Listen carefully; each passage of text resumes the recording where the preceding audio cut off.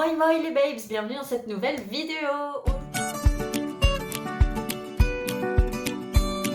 Aujourd'hui c'est une vidéo spéciale BookTok parce que je vais vous montrer tous les livres que j'ai achetés à cause de BookTok et il y en a vraiment beaucoup trop et encore j'ai fait un tri parce que en vrai j'ai pas mélangé BookTok, Booksta et BookTube mais j'aurais pu. Mais là je me suis concentrée sur BookTok. Évidemment, le fait que je sois passée à l'acte d'achat, c'est parce que je les ai vus sur plusieurs plateformes, mais je les ai plus vus sur TikTok. Donc, commençons. Le premier, c'est vous êtes sur le portable de Sam, de Dustin Tao aux éditions Hachette Roman. Genre, qui ne l'a pas vu? Qui ne l'a pas vu passer? Les gens qui faisaient des vlogs lecture et qui se filmaient en train de chialer là. J'aurais pu le faire parce que j'ai chialé moi aussi, hein, je vais vous le dire. La sélection, alors vraiment, en fait, ce qui est bien avec TikTok, c'est qu'on ressort des vieux trucs parce que la sélection, c'est pas du tout récent. Donc c'est écrit par Caracas aux éditions Robert Laffont. Donc c'est vraiment assez ancien. Enfin, je crois, hein. 2012 là. Ouais, donc ça fait 10 ans, hein. Ouais, ça fait 10 ans. Et il est apparu, les gens ont recommencé à le lire sur TikTok. Et du coup, bah voilà. Bon, alors j'ai lu que le premier tome, mais j'ai le reste. Mais dans mes souvenirs, j'avais plutôt bien aimé. Donc, il faudrait que je continue. Ça, c'est évident. C'est, je pense, le premier livre que j'ai acheté à cause de BookTok. Et c'est A Court of Thorns and Roses. Qui est sur BookTok, ou en tout cas est dans un feed BookTok et n'a jamais entendu parler d'Akotar. Akotar par-ci, Akotar par-là, Akotar tchik, Akotar tchak. Akotar. Alors, j'ai lu qu'un tome pour l'instant. Parce que j'ai bien aimé, mais pas au point de me lancer tout de suite dans le deuxième, genre. Ne m'insultez pas, s'il vous plaît. Mais voilà, c'était sympa. C'est un retelling de La Belle et la Bête. Mais je pense qu'après, ça n'a plus rien à voir. Mais je crois que le premier tome, c'est vraiment basé sur La Belle et la Bête. Mais je pense qu'après, on part vraiment dans un autre schéma. Le prochain, évidemment, tout le monde en a entendu parler aussi. C'est They Both Die at the End d'Adam Silvera. Ici, c'est édition Simon Schuster, mais il est paru en français. Je ne sais plus. Je vois la couverture française, mais j'arrive pas à me rappeler. J'arrive pas à me rappeler chez qui. Pareil, alors j'ai acheté la version collector en plus parce que c'est vrai qu'elle était très jolie. J'ai bien aimé, hein, j'ai chialé aussi. Ce livre-là, c'est un peu tu adores ou tu détestes, j'ai l'impression. Il y a plein de gens qui n'ont pas aimé. Moi, j'ai bien aimé personnellement, c'était sympa. Juste le mien, il est abîmé, donc je suis un peu deg. Mais en fait, il a un truc. C'est un problème d'impression, je crois. Vous voyez, il a un truc là. J'ai acheté en collector parce qu'en anglais, les collectors coûtent pas très cher. Genre, je l'ai payé 18,50 €. Ça vaut la peine. Hein. Alors, mais vraiment, en fait, j'ai l'impression que tout est des classiques. Il y en a des un peu moins que d'autres. Mais là vraiment, je pars encore sur un classique BookTok. Colin Hoover, It Ends With Us.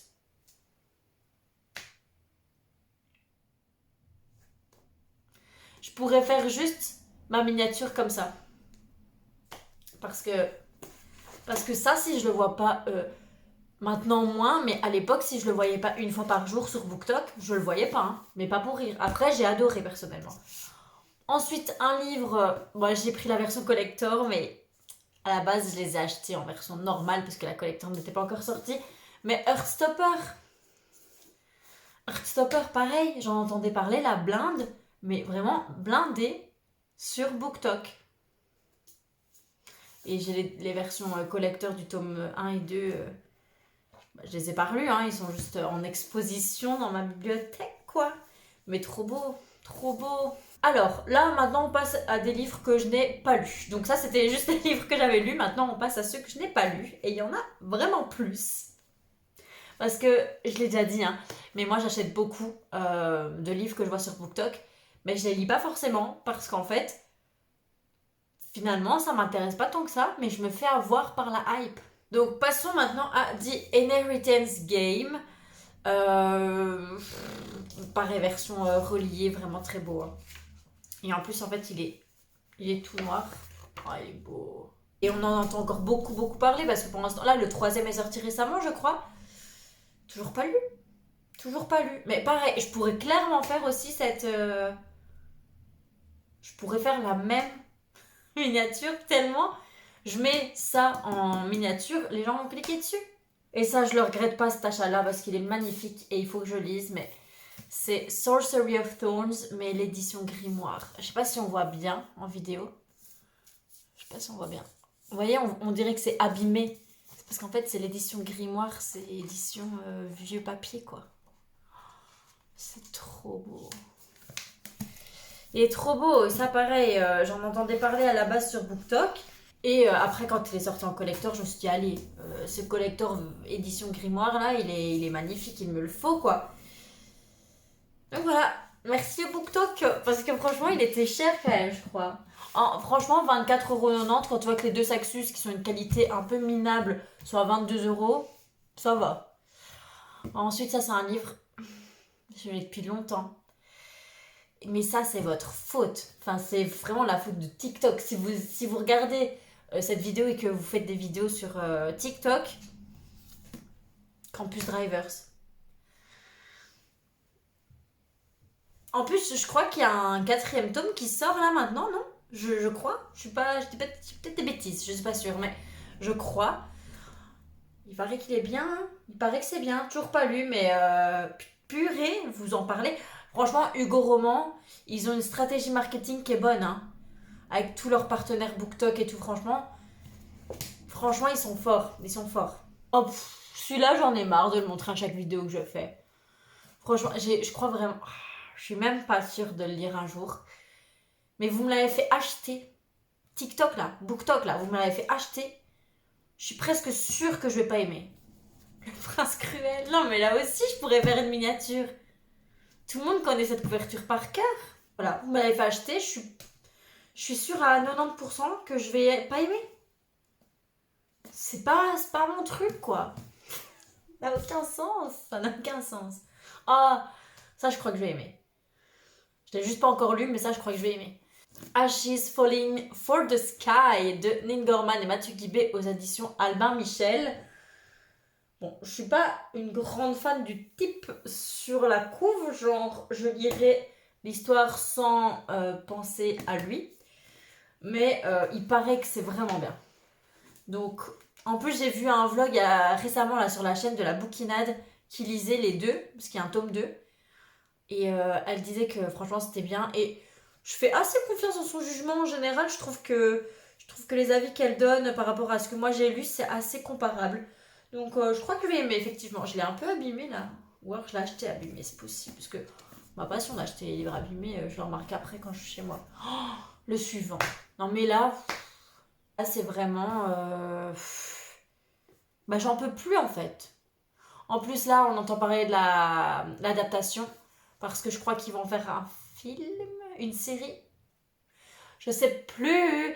Et si je vous dis que les lecteurs voulaient que ce soit Jessica Chastain qui fasse le personnage principal, je pense que vous savez de quel livre je parle.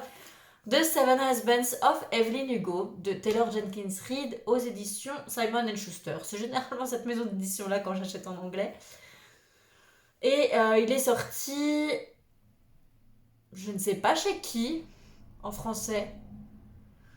Mais cette Marie d'Evelyn Hugo, il est sorti chez qui? Pardon, je perds ma voix. Mais bref, ça aussi, on en entend parler à foison. À foison. Mais par contre, je suis sûre d'aimer. Je suis sûre que je vais aimer. Je vous en ai parlé dans ma dernière vidéo et je vous ai dit, franchement, ça me tente de ouf, de fou, vraiment. 1000 baisers pour un garçon.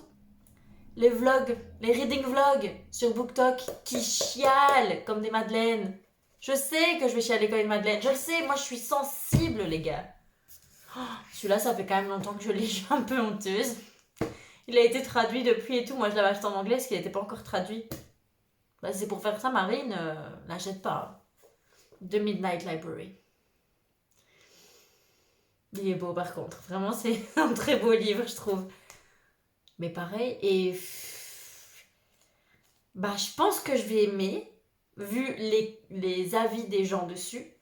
Mais quand je lis le résumé, bah, j'ai pas envie de le lire, quoi. Je sais pas, dites-moi en commentaire. Alors celui-là. Ah mais celui-là on n'en peut plus aussi.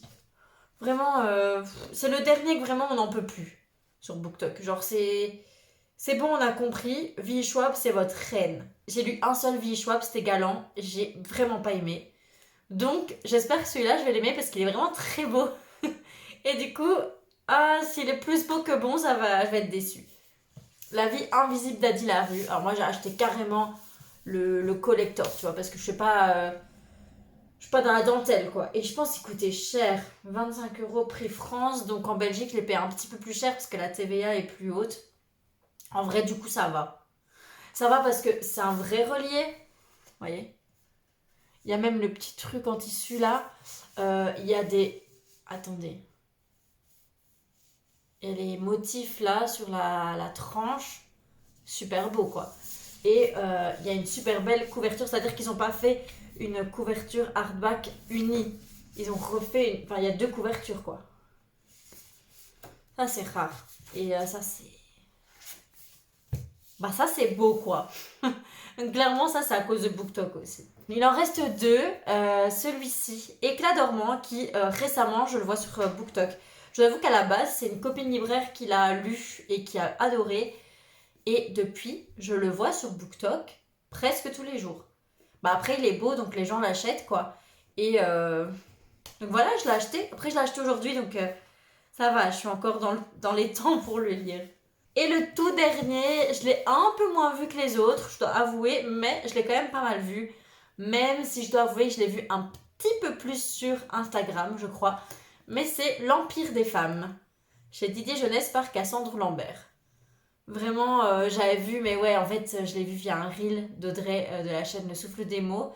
Mais je l'ai aussi vu dans des TikTok, mais j'avoue que c'est un peu mélangé, mais je l'ai quand même pas mal vu et c'est clairement à cause des réseaux sociaux en tout cas que je l'ai acheté. Voilà, c'est tout pour cette vidéo, j'espère que ça vous a plu.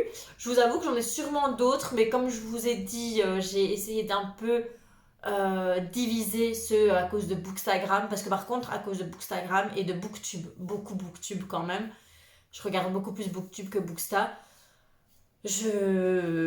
j'achète beaucoup aussi, hein, vraiment beaucoup. Sinon, si vous avez aimé la vidéo, n'hésitez pas à vous abonner et à liker cette vidéo. Je vous fais des bisous, à bientôt, ciao.